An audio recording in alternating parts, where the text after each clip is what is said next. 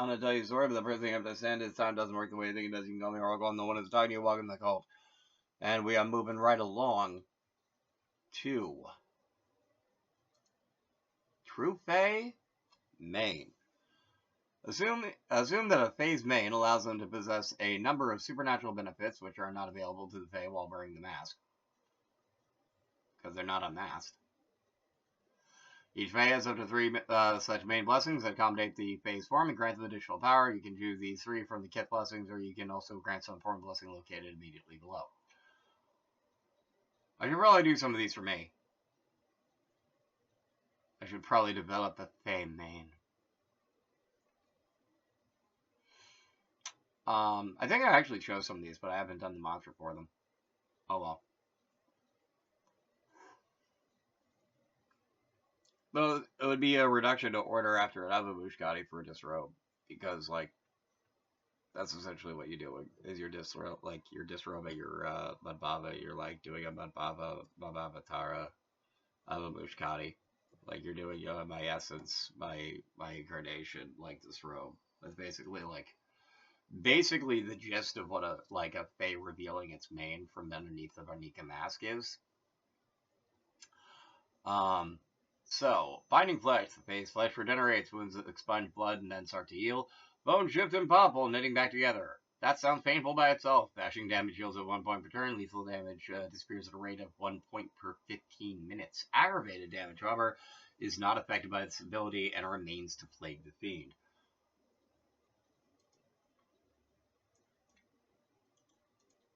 I wonder. It's just like aggravate a word in Sanskrit. Is it a verb? Aggravated is it? Aggravate is not, but aggravated is. I feel like that's just like a missing word. All right. Anyway, that's probably a word that's just like not in their the dictionary here. Probably. This is my guess though. All right. Where was I before I got distracted trying to look up another word for aggravate? No, I don't really like this. I don't like this. It's doing the spinning circle. Nah. How? Alright, you know what? Since we're on the topic of mains and that's taking a minute to load, in the common parlance of Hsien, the Wani is the Shinma's true form, are often awesome and terrible. The Wani are also the rare dragons who serve the august person of Jade. So in terms of crossing over back to Changeling the Dreaming, Hsien in that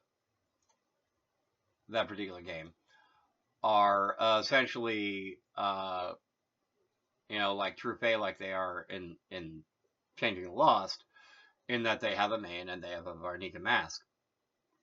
And essentially the Wani is their main, which is why it's not unreasonable to talk about this in here.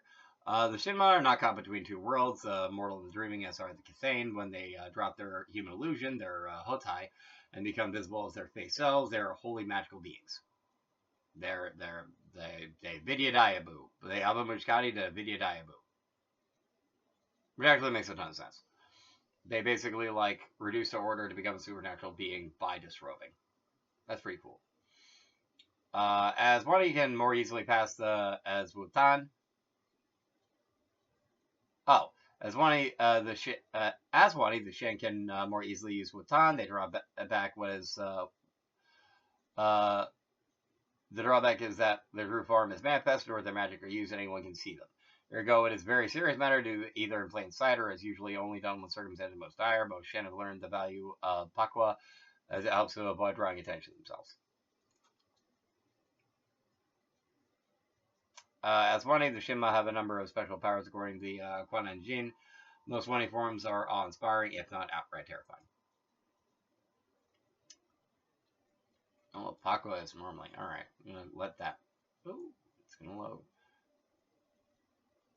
In the common parlance of Hsien, a Pakwa is a Chinese symbol of luck. Among Shinma, it denotes their ability to avoid the notice of other Hsien or nosy mortals. It is also a background of Hsien.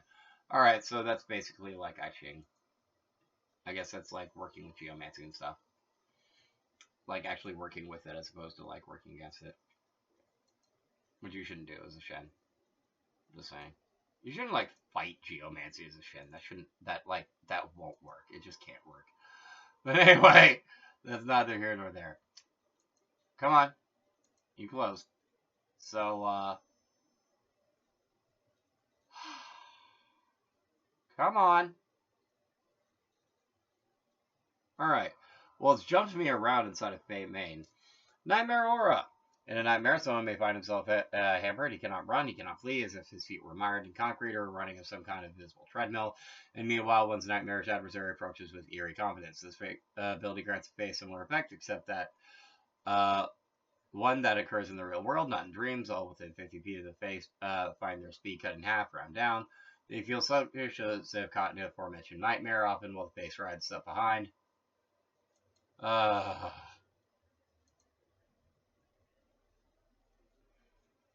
Knives unsheathed, lips twisted, a staring smile. The face physical manifestation can be diverse, ranging from ghostly tentacles that seem to lash out and coil around the ankles to a radiant effect in which the ground literally seems to turn to mush or mud. Concrete may even appear to turn it to its unsettled form. Oh, that sounds really inconvenient. That sounds mad inconvenient. Alright, now.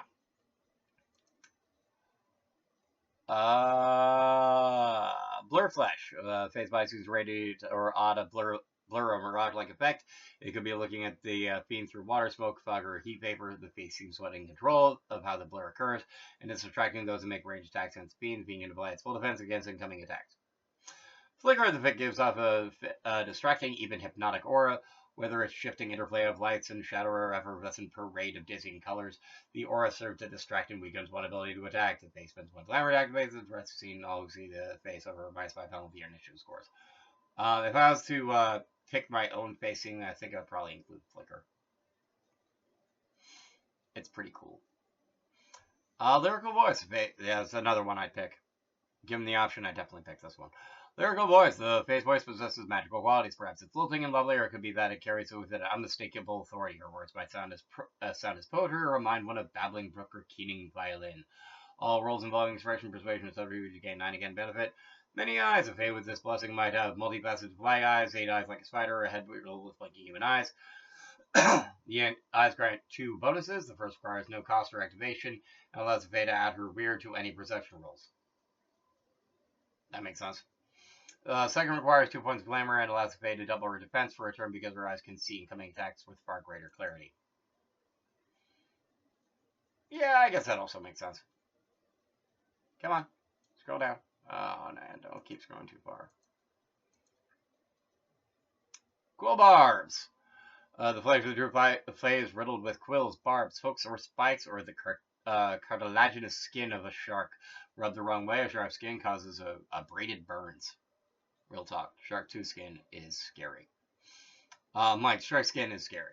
Like, it really is. A successful roll attack made against the Fae incurs 1 lethal point of damage upon the attacker. A successful weaponry attack sees the weapon take damage, 1 point of structure per successful attack.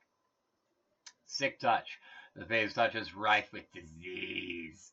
Perhaps the figure's fester with sores, or maybe a little burning fleas leap off her skin. The Fae spends 1 point of glamour to activate its ability for a single scene, and converting the disease requires a successful touch attack. Sickness conferred is like a bad flu. It causes 1 bashing damage per day that cannot be avoided. Over as a -3 penalty to all rolls. To rid oneself of the disease, the character must succeed on extended stamina plus resolve roll. 5 successes or deaths is their nature, etc., etc., etc. The sickness does not take hold until 8 hours have passed. Because that makes sense because it's a disease. Yeah, a whole lot of game mechanic stuff. Sorry about that. Somnolent perfume. It gives off fragrance, so it's scent associated with a flowering kith, but this perfume effect is slightly different. The scent radiates off the keeper as somewhat visible vapors. It may look like a heat haze or faint violet fog. Fragrance might be sweet or it might be pungent, but its effect is the same. It can put others to sleep en masse by sending Glover and rolling weird against the highest composure of weird. Those effective fall asleep for another turn to a phase weird score. The fragrance has a radius in your eyes equal to the face present plus persuasion score. I'd do something like this, but only if it got you wasted instead of putting you to sleep, because I feel like putting you to sleep is too boring. Sovereign Limb! That's scary. The Fae is an appendage that acts independently of the Fae. It might be a lashing tail, a whipping tongue, a third arm, or even a barbed and braided length of ivy. Actually, that might be less scary. The length can also be something ethereal and unreal, a tentacle form of shadow, perhaps, or an orbiting metal sphere. Yeah, that actually might be something I'd do. Specifically something vine-oriented. I don't know, I think that's cool. The limb has an initiative modifier equal to the present score and has the phase defense and speed scores. Limit attack rolls equal to the phase weird score and does bashing damage. The attacking limb is targeted attack, etc., etc. The only advantage to attacking a limb is that bashing damage done to it does transfer to the phase, thus bypassing the Verfolk's immortal flesh advantage. And Storm Cloud. That's the other one I would take, but it wouldn't be like insects or something. It'd be Pizzaco Will-O-Wisp. The bay is surrounded by a persistent swarm of some ilk. This generally means something alive, biting flies, bees, locusts, gnats, moths, or butterflies. The swarm can alternately manifest as non-living things: rolls of paper, a dusty Sirocco stand, even sparks of static electricity whipping and snapping in the air. It all adds up to one thing: the true Fae is hard to hit in combat, whether because of biting flies or because of swarm that obscures one's sight. The blessing grants the Fae +2 bonus to his defense, though -2 penalty to all social rolls made on his behalf. And that finishes up True Fae. Thank you for watching. Please feel free to like, share, comment, and subscribe.